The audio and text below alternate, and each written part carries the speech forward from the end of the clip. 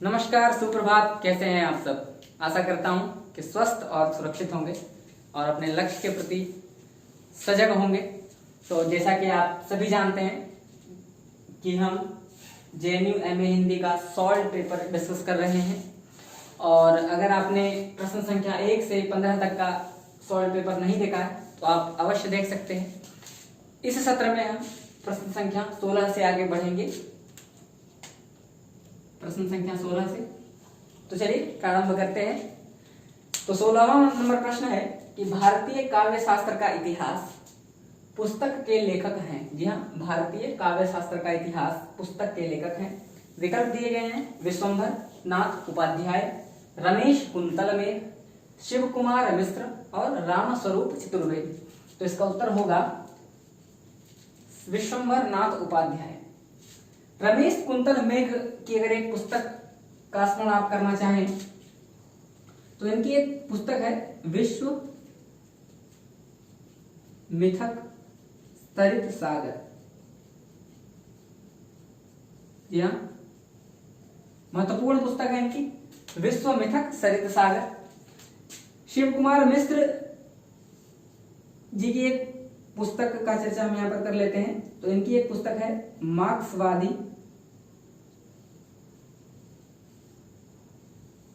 साहित्य चिंतन। जी हाँ, मार्क्सवादी साहित्य चिंतन, इतिहास और सिद्धांत, इतिहास और सिद्धांत, शिव कुमार मिश्र जी की। और रामस्वरूप चतुर्वेदी जी की एक महत्वपूर्ण पुस्तक हिंदी साहित्य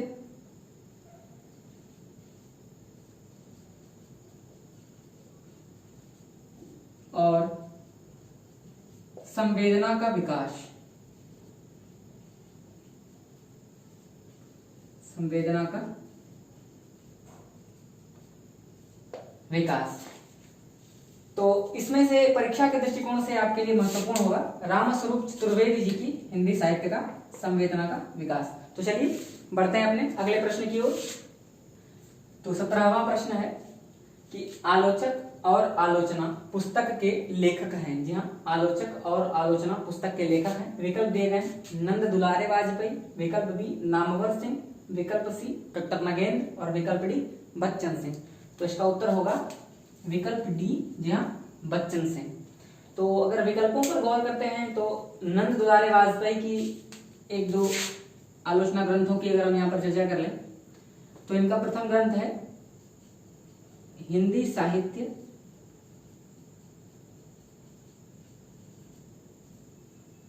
बीसवीं शताब्दी।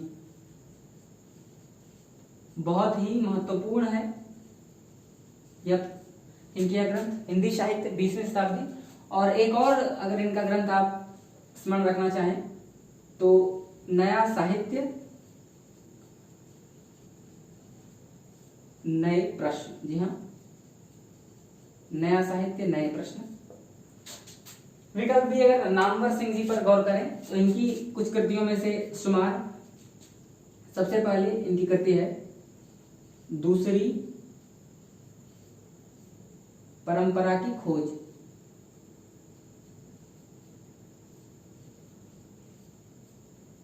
जी हाँ, दूसरी परंपरा की खोज।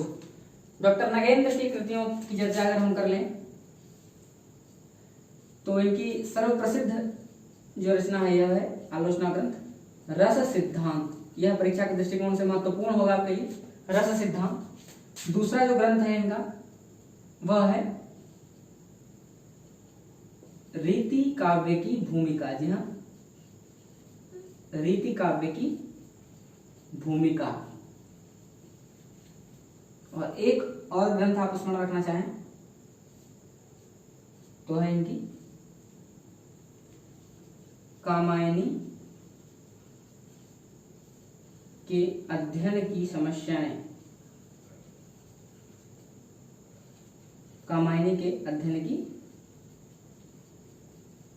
समस्याएं। तो हमने देखा नंद दुलारे वाजपेयी का हिंदी साहित्य 20वीं शताब्दी, नामवर सिंह जी का दूसरी परंपरा की खोज और डॉक्टर नगेंद्र का रस सिद्धांत, रीति काव्य की भूमिका, कामायनी के अध्ययन की समस्या। अगर डॉक्टर बच्चन सिंह के आलोचना ग्रंथों पर अगर हम यहाँ पर विचार कर लें तो उनमें प्रमुख हो गई हिंदी साहित्य का दूसरा इतिहास। ठीक है, हिंदी साहित्य का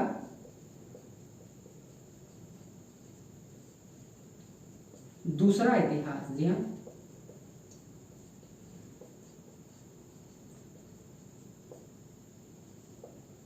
दूसरा ग्रंथ इनका है आधुनिक हिंदी साहित्य का इतिहास। जी हाँ, आधुनिक हिंदी साहित्य का इतिहास। और तीसरी प्रमुख एक रचना और हम विचार कर लें तो इनका है साहित्य का समाजशास्त्र। और एक और इनकी महत्वपूर्ण है आलोचना, आलोचक और, ये तो प्रश्न में आया है आलोचक और आलोचना, ये हमारा प्रश्न भी था। तो आपने देखा कि नंद दुलारे वाजपेयी हिंदी साहित्य 20वीं शताब्दी और नया साहित्य, नए नामवर सिंह दूसरी परंपरा की खोज। इनकी एक और कृति महत्वपूर्ण है, आप उसमें रखना चाहेंगे तो कविता के नए प्रतिमान। जी हाँ, कविता के नए प्रतिमान। और नगेंद्र की 3 रस सिद्धांत, रीति काव्य की भूमिका और कामायनी के अध्ययन की सुविधा है, समस्याएं। और बच्चन सिंह की हिंदी साहित्य का दूसरा इतिहास, आधुनिक हिंदी साहित्य का इतिहास, आलोचना, आलोचक और आलोचना और साहित्य का समाजशास्त्र। चलिए बढ़ते हैं दूसरे प्रश्न की ओर। 18वां प्रश्न है कि समझदारी आने पर यौवन चला जाता है। कितनी महत्वपूर्ण पंक्ति है, एक बार मैं पुनः पढ़ दे रहा हूं। समझदारी आने पर यौवन चला जाता है। परंतु आप लोग लॉकडाउन में भी अपनी तैयारी को जारी रखें, तो आप समझदार हैं और युवावस्था में भी हैं, तो आपको इस बात की हार्दिक शुभकामनाएं। और यह पूछा गया प्रश्न कि यह वाक्यांश जयशंकर प्रसाद के किस नाटक का है? विकल्प दिए गए हैं चंद्रगुप्त, स्कंदगुप्त, ध्रुव स्वामिनी और प्रभुवाहन। तो इसका उत्तर होगा चंद्रगुप्त। तो अगर हम प्रसाद के बारे में कुछ चर्चा यहां पर कर लें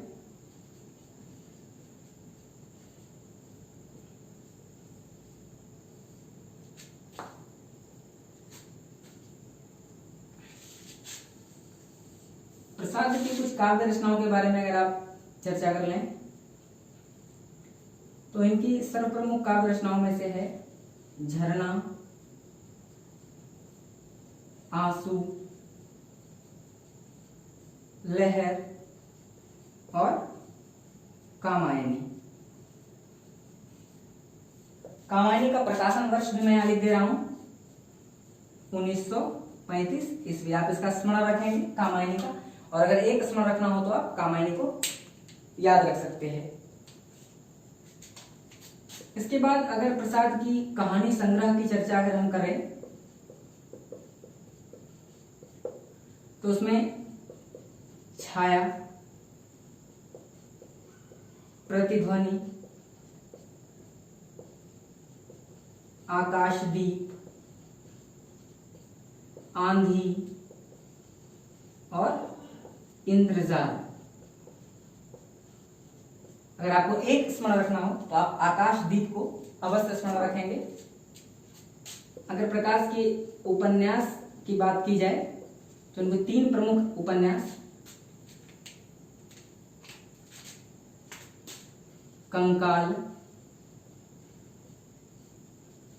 तितली और इरावती। जी हाँ, कंकाल, तितली और इरावती। उपन्यास के पश्चात अगर प्रसाद के नाटकों की चर्चा करें तो 3 महत्वपूर्ण नाटक चंद्रगुप्त, स्कंदगुप्त और ध्रुव स्वामिनी। जी हाँ, ध्रुव स्वामिनी, चंद्रगुप्त, स्कंदगुप्त और ध्रुव स्वामिनी। नाटक के पश्चात अगर हम प्रसाद की एकमात्र एकांकी की चर्चा कर लें जिसका नाम है एक घूंट। जी हाँ, एकांकी की चर्चा कर लें तो उसका नाम है एक घूंट।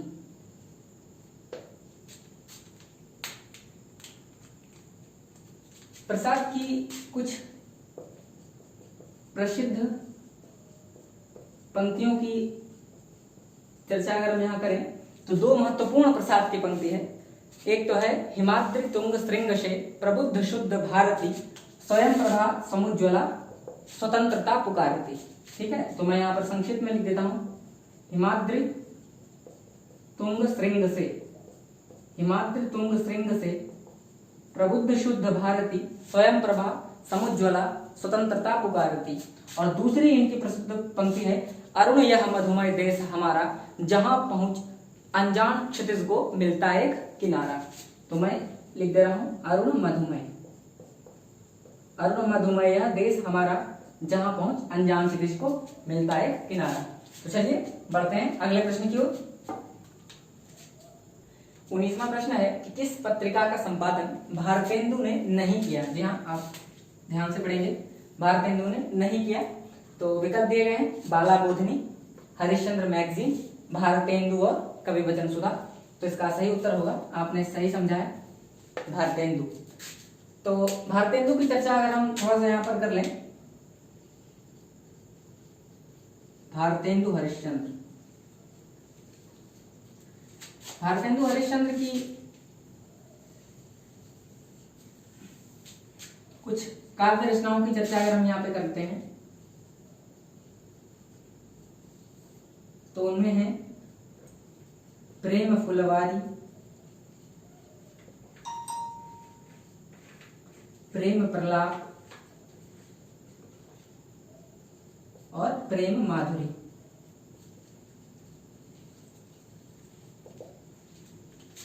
अगर इनकी एक महत्वपूर्ण कहानी की चर्चा यहाँ पर हम करें तो वह है एक अद्भुत अपूर्व स्वप्न। जी हाँ, एक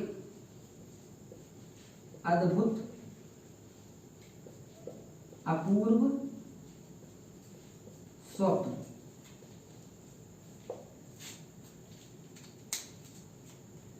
भारतेंदु के कुछ नाटक मौलिक नाटक हैं और कुछ नाटक अनुदित नाटक हैं। परीक्षाओं में दोनों नाटक पूछे जा सकते हैं, क्योंकि कभी कभी परीक्षाएं में आते हैं कि निम्नलिखित में से कौन से नाटक भारतेंदु के मौलिक नाटक हैं या कौन से नाटक अनुदित नाटक हैं। तो दोनों की चर्चा हम यहाँ पर कर लेंगे।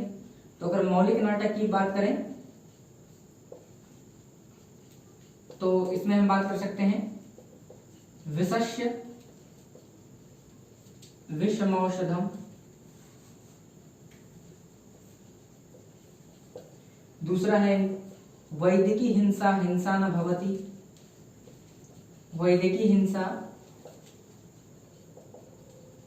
हिंसा न भवति। तीसरी मौलिक नाटक इनकी है वह है अंधेर नगरी और एक महत्वपूर्ण भारत दुर्दशा। आप इन चारों मौलिक नाटकों का स्मरण अवश्य रखेंगे। तत्पश्चात अगर इनके अनुदित नाटकों की चर्चा हम करें, अनुदित नाटकों की चर्चा करें तो उनमें प्रमुख हैं विद्या सुंदर। जी हाँ, विद्या सुंदर,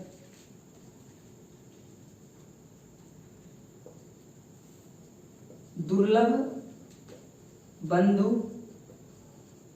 और एक है मुद्रा राक्षस।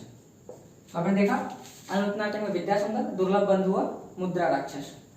अगर हम भारतेंदु की निबंध की चर्चा करना चाहें तो एक प्रमुख निबंध इनकी है, वह है इनका प्रमुख निबंध है जिसका नाम है नाटक। जी हाँ, निबंध का नाम है नाटक, आप स्मरण रखेंगे। और एक और निबंध इनका भारत वर्षोन्नति कैसे होगी। जी हाँ, भारत वर्षोन्नति कैसे होगी। निबंध के बाद एक और चीज आप स्मरण रखेंगे, मैं कोई भी अनावश्यक बात आपको बोर्ड पर नहीं लिख रहा हूं, इसलिए आप आश्वस्त रहें। एक और बात जो महत्वपूर्ण है, भारतेंदु की आत्मकथा, आप इसका स्मरण अवश्य रखेंगे, जिसका इन्होंने नाम रखा था एक कहानी कुछ आप बीती कुछ जग बीती।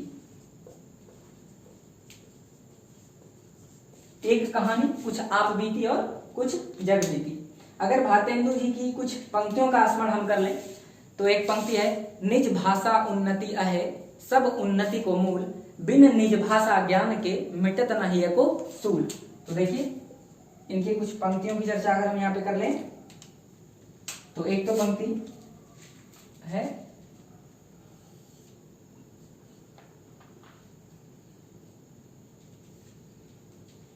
बिन निज भाषा ज्ञान की।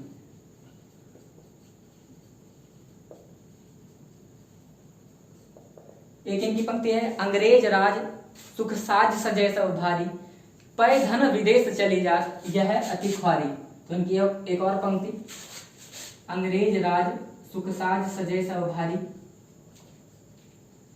पै धन विदेश चली जा यह अति ख्वारी। इनकी एक बहुत ही स्मरणीय पंक्ति है कि चूरन साहब लोग जो खाता सारा हिंद हजम कर जाता। तो इसका भी आप स्मरण रखेंगे, चूरन साहब लोग जो खाता सारा हिंद हजम कर जाता। और एक महत्वपूर्ण पंक्ति, और रोबहु मिली के आवहु भारत भाई, हा हा भारत दुर्दशा देखी न जाए। तो चलिए चलते हैं अगले प्रश्न की ओर। तो आज के सत्र का आखिरी सवाल है कि सिद्धों की कौन सी विशेषता नहीं है। जी हाँ, आप कीवर्ड्स पर अवश्य ध्यान रखेंगे। तो विकल्प दिए गए हैं, निरीश्वरवादी, ईश्वरवादी, गृहस्थ जीवन प्रबल और महासुखवाद। तो इसका उत्तर होगा ईश्वरवादी। तो अगर सिद्धों के बारे में अगर आप चर्चा करना चाहें तो कुछ विशेष तो नहीं, परंतु एक दो बातें अगर आप चर्चा कर रहे हैं तो व्रजयानियों को ही सिद्ध कहा जाता था। और सातवीं इनका समय काल बताया गया है, 7वीं 8वीं शती। और राहुल शंकरत्यायन ने सिद्धों की संख्या 84 बताई है, जो परीक्षा के दृष्टिकोण से महत्वपूर्ण है। तो सिद्धों की संख्या क्या हुई? 84। किसके अनुसार? राहुल शंकरत्यायन के अनुसार। और अगर आप कुछ सिद्धों के नाम का स्मरण रखना चाहेंगे तो सरहपा, कन्हपा,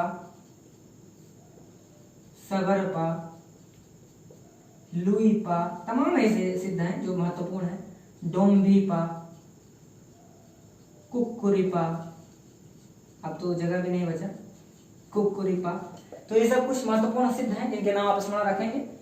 तो चलिए आज के सत्र में इतना ही। आप कमेंट बॉक्स में प्लीज प्लीज प्लीज दिखा दीजिए कि आपको ये सत्र कैसा लगता है, जिससे मैं और अपने गुणवत्ता को बढ़ा सकूं। चलिए आज के लिए इतना ही, धन्यवाद। तैयारी करते रहें।